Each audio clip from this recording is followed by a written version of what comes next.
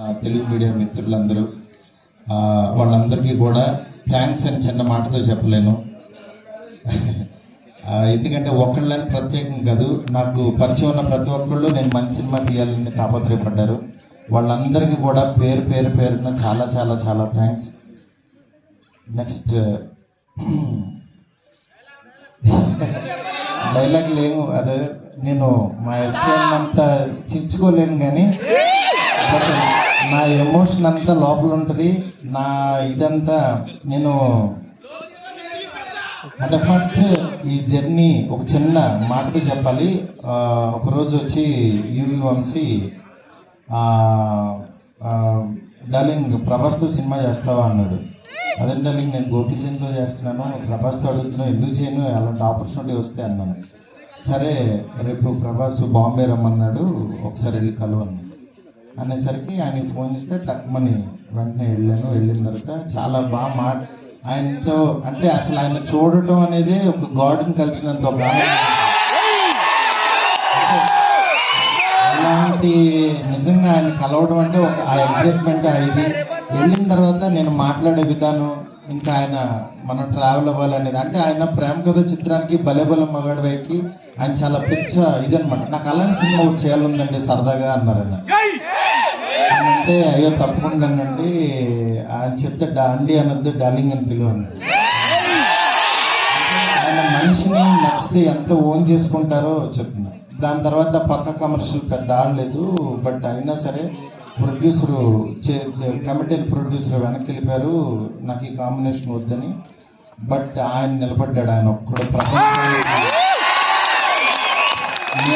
నేను కూడా యాక్చువల్గా వద్దులే ఇలాంటి పరిస్థితుల్లో ఎందుకు అని ఒక మెసేజ్ పెట్టేద్దాం ఆయనకి, డార్లింగ్ మనం తర్వాత చేద్దాం పోనని నేను మెసేజ్ పెట్టేద్దామని ఫోన్ తీసి వంశీకి చెప్పాడు. డార్లింగ్ ఎందుకు ప్రభాస్ గారు ఆయన దీనిలో ఉన్నారు, నాకున్నప్పుడు దీనికి కరెక్ట్ కాదు, ఇలాంటి టైంలో నేను కూడా చేయలేను, నేను ఏదో తేజుతోనే ఇట్లా వెళ్ళిపోతాను అన్నా అని అంటే సరే నువ్వు ఆలోచించుకో అన్నారు.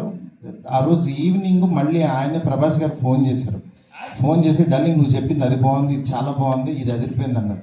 ఈయన ఇంత నమ్ముతున్నాడు ఏంటి అసలు నన్ను అని ఇంత నమ్ముతున్నాడు అనుకుని నేను 2 days ఆలోచించి అరే మనం పని చేయలేము అని వెనక్కి అడిగేస్తే ఇక చచ్చిపోయినట్టే. మనం హైదరాబాద్ వచ్చింది వెనక్కి తిరిగి వెళ్ళడానికి కాదు కదా, అందుకని సరే తేల్చుకుందాం, ఇది ఎందుకు తీయలేమో చూద్దాం అని చెప్పి ఆ రోజు కాల్ తీసుకుని ఆయనకి చెప్పడం మొదలుపెట్టాను. దాని తర్వాత అలా ఈ రాజ్యసభలో అయింది. ఈ లోపు యాక్చువల్గా పాపం ఫ్యాన్స్ మీ అందరికీ చాలా ఎక్స్పెక్టేషన్ ఉంటుంది. దానివల్ల ఈ కాంబినేషన్ కరెక్ట్ కాదేమో, ఎలా ఉంటుందో, అసలు ఈ కామెడీ ఎలా చేస్తాడు, ప్రభాస్కి ఒక ఇమేజ్ ఉంది, ఇలాంటివన్నీ చాలా డౌట్లు ఉండే అందరికి మీకే కాదు అసలు మా ఇంట్లోనే డౌట్లు ఉంటాయి, నిజంగా నువ్వు ప్రభాస్తో చేస్తావా. కానీ నేను నా పెన్ను నా టేబుల్ కూర్చుని నేను ఒంటరిగా కూర్చుని అలా దాని వైపు చూస్తూ ఎందుకు రాయలేం, ఇలాగే కూర్చొని రాసిన వాళ్ళు చాలా అద్భుతాలు చేశారు, ఎందుకు అవ్వదు అని కూర్చొని రాయడం మొదలుపెట్టాను. అదే ఇవాళ రాజ్యసభ అయింది. నేను అంటే ఈరోజు చాలా ఎమోషనల్ డే, ఎందుకంటే అందరూ పాపం ప్రభాస్ గారిని మారుతితో అవసరం ఈ టైంలో అది నేను చాలా అడుగుతూ ఉండేవాళ్ళు. కానీ ఆయన మీరెవ్వరూ చూడండి, నేను తనలో ఒకటి చూశాను, మీరు వదిలేసేయండి అనేవాడు. ఆయన ఇవాళ ఇది టీజర్ లాంచ్ అవుతుంటే రాత్రి 2 o'clock ఫోన్ చేసి ½ an hour మాట్లాడాడు. ఆయన ఫోన్ చేసి డార్లింగ్ ఇది డార్లింగ్ చూసా డార్లింగ్ ఇలా అని ఏంటి మీ మీమ్స్ అన్నీ ప్రతి ఒక్కటి షేర్ చేశాను.